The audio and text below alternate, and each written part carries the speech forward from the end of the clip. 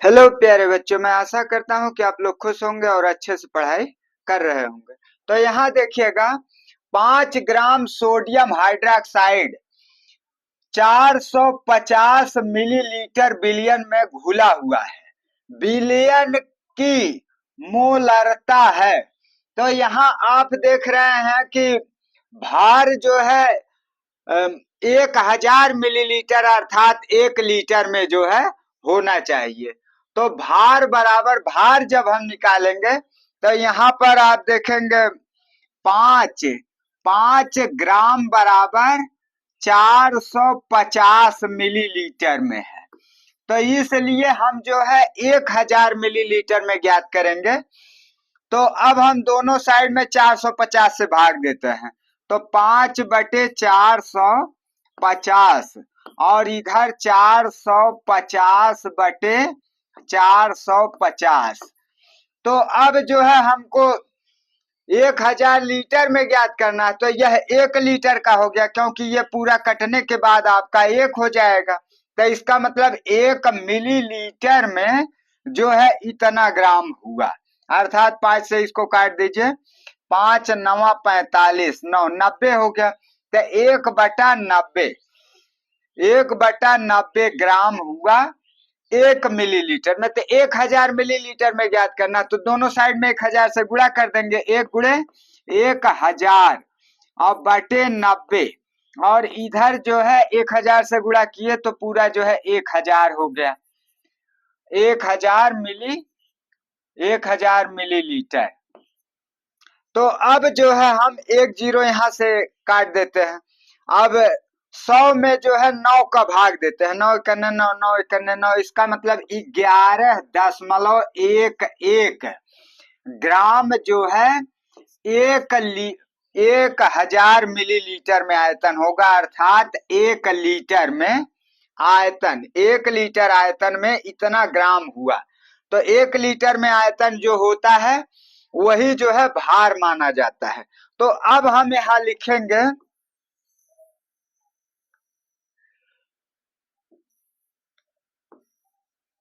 Sodium hydroxide का भार।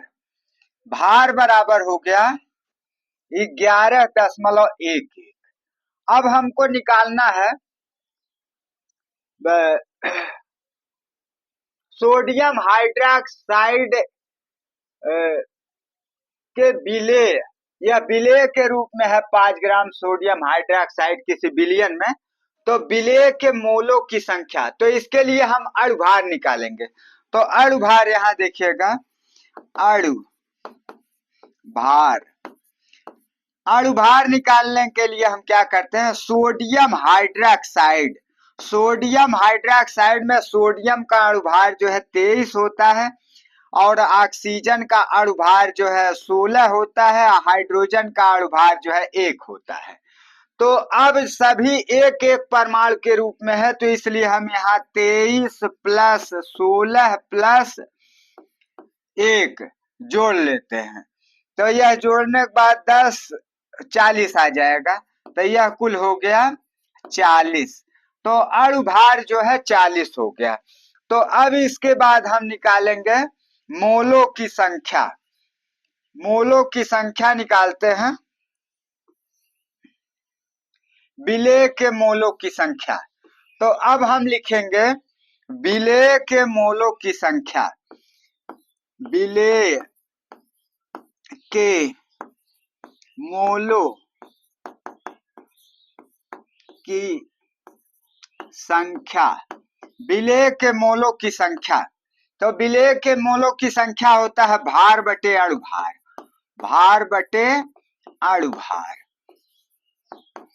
तो भार यहाँ पर आपका 11.11 और अणु भार जो है 40 है। 40 है, तो इसका मतलब 10 का एक बार और भाग देते हैं ऊपर, तो ये हो जाएगा 1.111 और बटे 4 हो जाएगा। तो इसका मतलब 4 से इसमें भाग दीजिए। तो यहाँ अभी भाग देकर दिखा देते हैं आपको कि किस तरह। अरे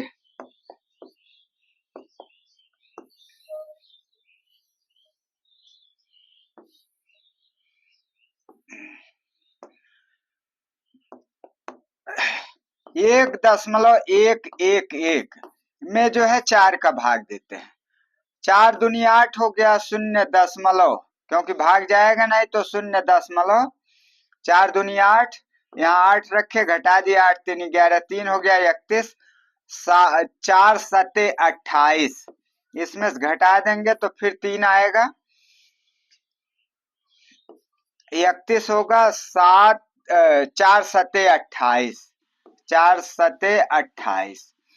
अब जो है यह 4 सते 28, तो यहाँ जो है फिर यहाँ 3 बचेगा, फिर 0 बढ़ा देंगे आगे, 4 सते 28। तो इसका मतलब ये है कि इसका मान जो है 0.2727 आ रहा, तो लगभग में इसका मान हम लिख सकते हैं 0.278 लिख सकते हैं। तो अब आप देखेंगे जो है अब निकालना है हमको मोलरता। तो मोलरता बराबर होता है मोलरता बराबर विलेय के मोलों की संख्या, विलेय के मोलों की संख्या बटे विलयन का आयतन, विलयन का आयतन।